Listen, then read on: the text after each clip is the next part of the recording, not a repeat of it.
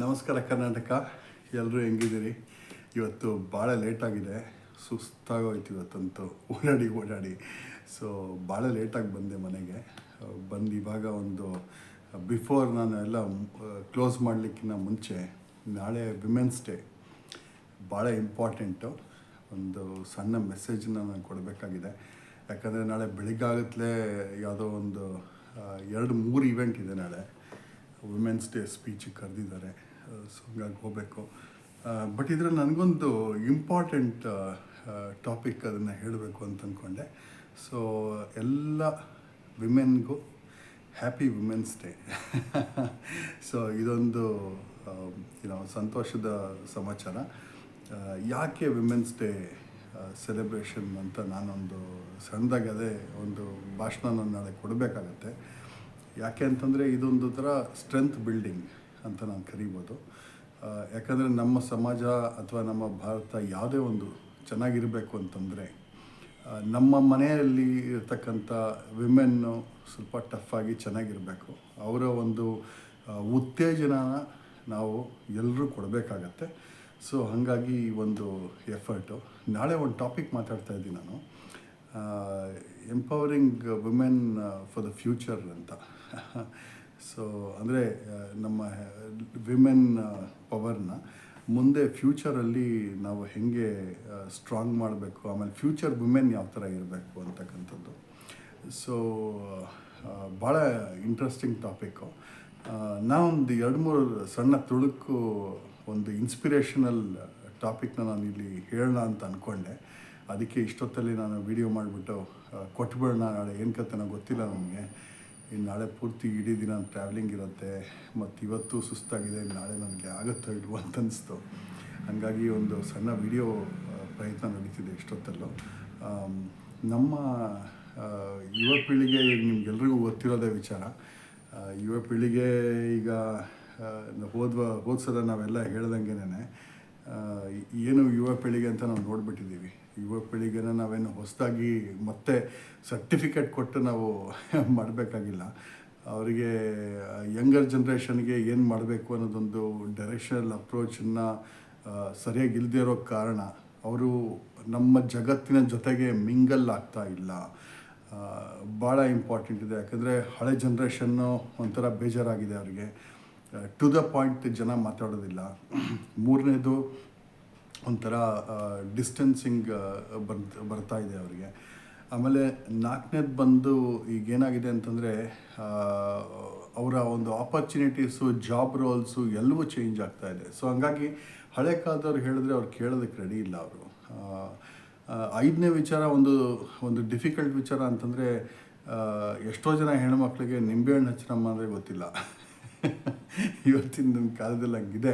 ಯಾಕಂದರೆ ಇದು ನಿಜವಾದ ಒಂದು ಸಿಚುವೇಶನ್, ಇದು ನಾನು ಹೇಳ್ತಾ ಇರ್ತಕ್ಕಂಥದ್ದು.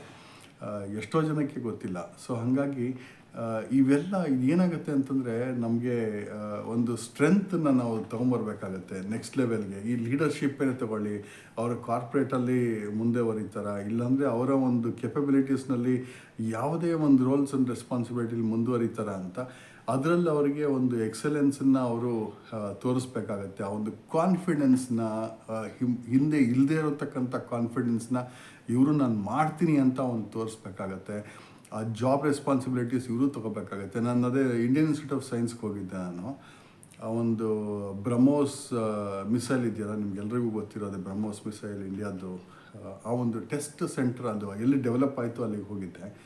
ಅಲ್ಲಿ ನಾನು ಕೇಳಿದೆ, ಸರ್ ಇಲ್ಲಿ ಯಾರೂ ವಿಮೆನ್ ಇಲ್ವಾ ಅಂತ. ಎಲ್ಲರೂ ಹುಡುಗರೇ ಕೂತಿದ್ದಾರೆ, ಯಾರೂ ವಿಮೆನ್ ಇಲ್ವಾ ಸರ್ ಇಲ್ಲಿ ಅಂತ. ಯಾರೂ ಇಲ್ಲ ಮೇಡಮ್, ಇದಕ್ಕೆ ಯಾರೂ ಬಂದು ಸೇರ್ಕೊಳ್ಳಲ್ಲ, ಇಂಥ ಕೋರ್ಸಸ್ಗೆಲ್ಲ ಯಾರೂ ಬರಲ್ಲ ವಿಮೆನ್ನು ಅಂತಂದರು. ಸೊ ಇಂಥ ಜಾಗಗಳೆಲ್ಲ ಖಾಲಿ ಇದೆ.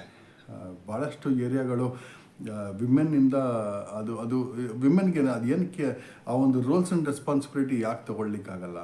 ಭಾಳಷ್ಟು ಒಂದು ಕೆಪಬಿಲಿಟೀಸ್ ಬೇಕಾಗತ್ತೆ. ಸೊ ಇಂಥದ್ದೆಲ್ಲ ಒಂದು ಧೈರ್ಯ, ಶೌರ್ಯ, ಸಾಹಸ ಅದೆಲ್ಲ ಈ ಒಂದು ಯುವ ಪೀಳಿಗೆ ಒಂದು ಅಳವಡಿಸ್ಕೊಂಡು, ಯಾಕಂದರೆ ಈಗ ಮುಂಚೆ ಇದ್ದ ತೊಂದರೆಗಳಿಲ್ಲ. ಈಗೇನಾಗಿದೆ ಇದು ಹಂಗೆ ಕಂಟಿನ್ಯೂ ಆಗುತ್ತೆ. ಇವರೇ ಒಂದು ಜನ್ರೇಷನಲ್ಲಿ ನಾವು ನೋಡ್ದಂಗೆನೇ ನನಗನ್ಸೋಂಗೆ ಅವರು ಒಂದು ಡೇಟಿಂಗ್ ಅಂತಂದರೆ ಅವಕ್ಕೇನು ಅಂತಲೇ ಗೊತ್ತಿಲ್ಲ. ನಮಗೆ ಅದ್ರ ನಾಚಿಕೆ ಮಾನ ಮರ್ಯಾದೆ ಇಲ್ಲ ಇರ್ತಾ ಇತ್ತು. ಈ ಯುವ ಪೀಳಿಗೆ ಡೇಟಿಂಗ್ ಅಂತಂದರೆ ಓ ಇಸ್ ಇಟ್ ಪಾವ್ ಅಷ್ಟೇ ಅಷ್ಟೇನ ಎಕ್ಸ್ಪ್ರೆಷನ್ನು, ಮುಂದೆ ಏನಿಲ್ವಾ? ನಮ್ಗೆ ಅದೇ ಭಯ ಆಗುತ್ತೆ ಕೇಳೋದಕ್ಕೆ. ಸೊ ಫ್ಯೂಚರ್ ಹೇಗಿರುತ್ತೆ ಇವ್ರದೆಲ್ಲ, ಹೇಗೆ ಇವರೆಲ್ಲ ಮ್ಯಾನೇಜ್ ಮಾಡ್ತಾರೆ? ಯಾಕಂದರೆ ಒಂದು ಕಷ್ಟ ಬಂದರೆ ಏನು ಮಾಡಬೇಕು ಅಂತ ಗೊತ್ತಿಲ್ಲ ಅವರಿಗೆ. ನಾನು ಅಷ್ಟೇ ನೋಡಿರೋದು. ಅದು ಎಷ್ಟೋ ಜನ ಹೊರಗಿನವರು ಅಥವಾ ಒಂದು ರಿಚ್ ಆಗಿ ಬೆಳೆಸಿರ್ತಾರೆ ಮಕ್ಕಳನ್ನ, ನನ್ನ ಮಗು ಹಿಂಗಿರಲಿ ಹಂಗಿರಲಿ ಅಂತ. ಕಷ್ಟ ಬಂದುಬಿಟ್ರೆ ಏನು ಮಾಡಬೇಕು ಅಂತ ಗೊತ್ತಿಲ್ಲ ಅವ್ರಿಗೆ, ಮ್ಯಾನೇಜ್ ಮಾಡೋಕ್ಕೆ ಗೊತ್ತಿಲ್ಲ ಅವರಿಗೆ. ಬ್ರೇಕಿಂಗ್ ಪಾಯಿಂಟೇ ಒಂದು ಐಡಿಯಾಸ್ ಇಲ್ಲ ಅವರಿಗೆ. ಸೊ ಇಂಥ ಒಂದು ಕಾಲದಲ್ಲಿ ನಾವೆಲ್ಲ ಹೆಂಗೆ ಸಾಲ್ವ್ ಮಾಡ್ಬೋದು ಅಂತಂದರೆ, ಎಲ್ಲ ಒಟ್ಟಿಗೆ ನಾವು ಒಗ್ಗಟ್ಟಿಗೂಡಿ ಅದನ್ನೆಲ್ಲ ಒಂದು ಸಿಚುವೇಶನ್ನ ಸಾಲ್ವ್ ಮಾಡ್ತಾ ಬರ್ಬೋದೇ ವಿನಃ ನಮಗೆ ಬೇರೆ ದಾರಿ ಇಲ್ಲ. ಇಂಟ್ರ್ಯಾಕ್ಷನ್ನೇ ನಮಗೆ ಅತ್ಯಮೂಲ್ಯವಾಗಿರ್ತಕ್ಕಂಥದ್ದು. ಆಮೇಲೆ ಇನ್ನೊಂದಷ್ಟು ಕರೇಜ್ ಬೇಕು. ಹೊಸ ಪ್ರಾಜೆಕ್ಟ್ಸು, ಹೊಸ ಇನಿಷಿಯೇಟಿವ್ಸು ಅದನ್ನೆಲ್ಲ ತೊಗೊಳ್ಳೋಕ್ಕೆ. ಈಗ ಒಂದು ಸ್ವಿಟ್ಜರ್ಲ್ಯಾಂಡಲ್ಲಿ ಸ್ವಿಟ್ಜರ್ಲ್ಯಾಂಡಲ್ಲಿ ಒಂದು ಸ್ಟಡಿ ಮಾಡಿದ್ರು, ಇನ್ಕ್ಲೂಸಿವ್ ಎಂಟರ್ಪ್ರಿನರ್ಶಿಪ್ ಅಂತ. ಅಂದರೆ ಈ ಕಂಪನಿಗಳಲ್ಲಿ ಪ್ರಾಫಿಟಬಿಲಿಟಿ, DEI, ಡೈವರ್ಸಿಟಿ ಅಂತಂದರೆ ಅದು ವಿಮೆನ್ ಅಂತಲೂ ಪಾಪ ಅದು ಕನ್ಸಿಡರ್ ಆಗೋಗಿದೆ ಆರ್ಗನೈಸೇಷನಲ್ಲಿ. ಇವಾಗ ವಿಮೆನ್ ತುಂಬ ಕಮ್ಮಿ ಇರ್ತಾರೆ, ಎಲ್ಲ ಕಡೆಗೂ ಕಂಪ್ನೀಸಲ್ಲಿ ತುಂಬ ಕಮ್ಮಿ ಇರ್ತಾರೆ. ನಮ್ಮ ಭಾರತದಲ್ಲೇ ನಿಮ್ಗೆ ಅಚ್ಚರಿ ಆಗ್ಬೋದು, ಇಡೀ ಭಾರತದಲ್ಲಿ ಕೆಲಸ ಮಾಡ್ತಾ ಇರ್ತಕ್ಕಂಥ ಒಂದು ವಿಮೆನ್ ಪವರ್ ಅಂತಂದರೆ ಬರೀ 16% ಅಷ್ಟೇ. It's a big problem. ಬರೀ 16% ವಿಮೆನ್. ಈಗ 100 ಇದ್ದರೆ ಬರೀ 16 ಜನ ಕೆಲಸ ಮಾಡ್ತಿದ್ದಾರೆ ಅಷ್ಟೇ. ಸೊ ನಮ್ಗೆ ಅನಿಸುತ್ತೆ ಎಲ್ಲರೂ ಕೆಲಸಕ್ಕೆ ಹೋಗ್ತಾರೆ, ಎಲ್ಲ ಕಷ್ಟಪಡ್ತಿದ್ದಾರೆ. ಇಲ್ಲ, ಬರೀ 16% ಆಫ್ ದ ಪಾಪ್ಯುಲೇಷನ್ ಮಾತ್ರ ಹೋಗ್ತಾ ಇದೆ, ಮಿಕ್ಕಿದವ್ರು ಯಾರೂ ಕೆಲಸ ಮಾಡ್ತಿಲ್ಲ. ಸೊ ಇದೊಂದು ಡಿಫಿಕಲ್ಟ್ ಸಿಚುವೇಶನ್. ಸೊ ಇದರಲ್ಲಿ ಯಾಕೆ ಮುಂದೆ ಹೋಗ್ತಾ ಇಲ್ಲ, ಯಾತಕ್ಕೆ ಅವ್ರು ಇನ್ವಾಲ್ವ್ ಆಗ್ತಾ ಇಲ್ಲ ಅಂತಕ್ಕಂಥದ್ದು ನಾವು ಮುಂದಿನ ಒಂದು ಯುವ ಪೀಳಿಗೆನಲ್ಲಿ ವಿಚಾರ ಮಾಡಬೇಕಾಗಿದೆ. ಈ ಡೈವರ್ಸಿಟಿ, ಈಕ್ವಿಟಿ, ಇನ್ಕ್ಲೂಷನ್ ಅಂತ ನಾನು ಹೇಳಿದ್ನಲ್ಲ, DEI ಆ್ಯಂಡ್ ಬಿಲಾಂಗಿಂಗ್ನೆಸ್, ಈ ಒಂದು ಸ್ಟಡಿ ಮಾಡ್ತಾರೆ. ಆ ಸ್ಟಡಿನಲ್ಲಿ ಏನಾಗುತ್ತೆ ಅಂತಂದರೆ 2 ಫ್ಯಾಕ್ಟರ್ಸ್ನ ಇವರು ಜರ್ಮನ್ರು ತಗೋತಾರೆ. ಒಂದು, ನೀವು ಎಷ್ಟು ಇನೋವೇಷನ್ಸ್ ಮಾಡಿದ್ರಿ ಅಂತಕ್ಕಂಥದ್ದು. ಇನೋವೇಷನ್ಸ್ ಅಂದರೆ ಈ ಪೇಟೆಂಟ್ಸು ಮತ್ತು ಇವರ ಒಂದು ಪ್ರಾಡಕ್ಟಿಂದ ರಿವಿಷನ್ಸು, ಆಮೇಲೆ ಎಷ್ಟು ಗ್ರೋತು, ಇದನ್ನೆಲ್ಲ. ಆಮೇಲೆ ನೆಕ್ಸ್ಟ್ ಬಂದು 2ನೇ ಕ್ವಶನ್ನು, ಎಷ್ಟು ನಿಮಗೆ ಪ್ರಾಫಿಟಬಿಲಿಟಿ ಇನ್ಕ್ರೀಸ್ ಆಯಿತು ಇದರಲ್ಲಿ. ಸೊ ಎಲ್ಲರೂ ನೋಡ್ಬೋದು ನಾವು, ಈ ಒಂದು ಪ್ರಾಫಿಟಬಿಲಿಟಿ ಇಂಡೆಕ್ಸು ಇನ್ಕ್ರೀಸ್ ಆಗಿದ್ದು ಯಾಕೆ ಅಂತಂದರೆ ವಿಮೆನ್ನ ಟಾಪ್ ಪೊಸಿಷನಲ್ಲಿ ತಂದರು. ಲೀಡರ್ಶಿಪ್ ಪೊಸಿಷನಲ್ಲಿ ವಿಮೆನ್ ಇರಲಿಲ್ಲ. ಸೊ ವಿಮೆನ್ನನ್ನು ನಾವು ಲೀಡರ್ಶಿಪ್ ಪೊಸಿಷನ್ಗೆ ತಂದಾಗ ಅದು ಆರ್ಗನೈಸೇಷನ್ ಇನೋವೇಷನ್ಸ್ ಚೆನ್ನಾಗಿ ಮಾಡ್ತು. ಇನೋವೇಷನ್ನಿಂದ ಇನ್ನೂ ಆರ್ಗನೈಸೇಷನ್ ಉದ್ಧಾರ ಆಯಿತು ಅಂತಲೇ ಬರೆದಿರೋದಿದು. ಇದೊಂದು ಸ್ಟಡಿ ಬಂತು. ಸೊ ಇದನ್ನೊಂದು ಸಣ್ಣದಾಗಿ ನಿಮಗೆ ಒಂದು ಮೋಟಿವೇಶ್ನಲ್ ಐಡಿಯಾ ನಿಮಗೆ ಶೇರ್ ಮಾಡ್ತಾ ಇದ್ದೀನಿ, ಯಾಕೆ ಅದು ಅತ್ಯಮೂಲ್ಯವಾಗುತ್ತೆ ಅಂತ.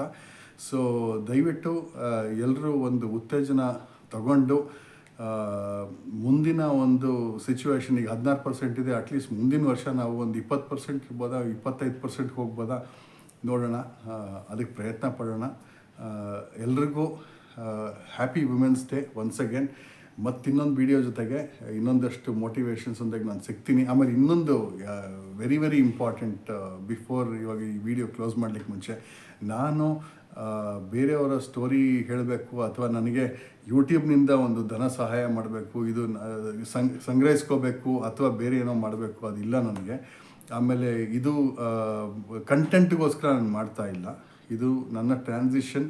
ನಿಮ್ಗೆಲ್ರಿಗೂ ತಿಳಿದಂಗೆ ನನ್ನ ಒಂದು ವೇ ಆಫ್ ಚೇಂಜಿಂಗ್, ನನ್ನ ಒಂದು ವೇ ಆಫ್ ಡೆವಲಪಿಂಗ್ ಅಂತಕ್ಕಂಥದ್ದು ನಾನು ತೋರಿಸ್ತಾ ಇದ್ದೀನಿ. ಈ ವಿಡಿಯೋಗಳನ್ನು ನಾನು ಬೇರೆಯವ್ರ ಜೊತೆ ಕಂಪೀಟ್ ಮಾಡೋಕ್ಕಾಗಲಿ, ಕಂಟೆಂಟ್ ಡೆವಲಪ್ ಮಾಡೋಕ್ಕಾಗಲಿ, ಅದೆಲ್ಲೋ ತೊಗೊಂಡು ಬಂದು ಹಾಕೋದು ಇವೆಲ್ಲ ನನಗಿಲ್ಲ. ನನ್ನ ಅನಿಸಿಕೆಗಳು ಮತ್ತು ಈ ಒಂದು ಡೆವಲಪ್ಮೆಂಟ್ಸನ್ನು ನೋಡೋಕ್ಕೆ ಮಾತ್ರ ನಾನು ಮಾಡ್ತಿರೋದು. ಇದರಿಂದ ನನಗೆ ರೆವಿನ್ಯೂನೂ ಬರೋಲ್ಲ. So it is just for ನಮ್ಮ ಒಂದು ಡಿಸ್ಕಷನ್ಸ್ ಆ್ಯಂಡ್ ಕನೆಕ್ಟಿವಿಟಿ ಟಾಪಿಕ್ಸ್ ಅಷ್ಟೇ. ಮತ್ತೊಂದು ವಿಡಿಯೋ ಜೊತೆ ನಿಮಗೆ ಸಿಗ್ತೀನಿ. ಧನ್ಯವಾದಗಳು. ನಮಸ್ಕಾರ. Good night. ಶುಭರಾತ್ರಿ.